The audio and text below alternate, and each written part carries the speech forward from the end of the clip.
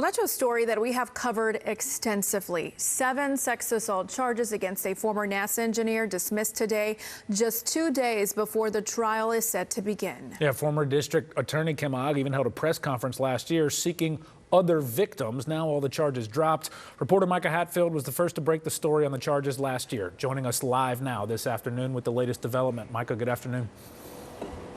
Hey, good afternoon. Certainly it seems shocking from the outside, but not to Eric Sim's attorney. And in speaking with District Attorney Sean Tier earlier, he seems very confident in the decision to dismiss all 7 charges. From day one with you and others, I've said that these are false allegations and we will win this case. Not something defense attorney Neil Davis says that he says often, but in the case of his client Eric Sim, he believed if someone reviewed the evidence in the case, they would think differently of the initial allegations. We had over 5 terabytes of data to go through. And so we're dismissing the cases about 11 months after we filed the first ones. And that's because we did our due diligence. Sim, now 38 years old, was accused by 7 women he met on dating apps of sexually assaulting them just a few dates in. Many of the sexual encounters were recorded without the women's knowledge, according to authorities.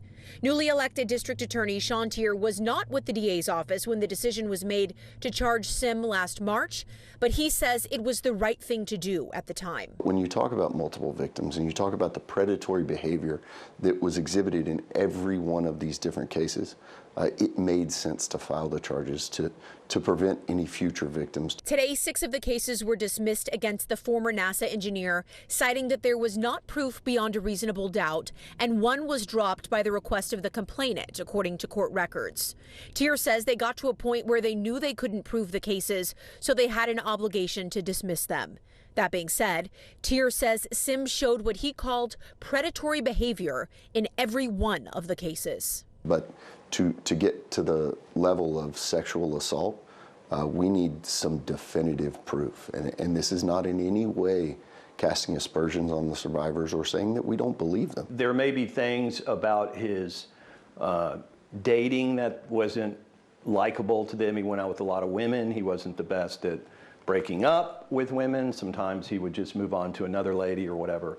But at the end of the day, what he did wasn't criminal. And that was our Micah Hatfield reporting.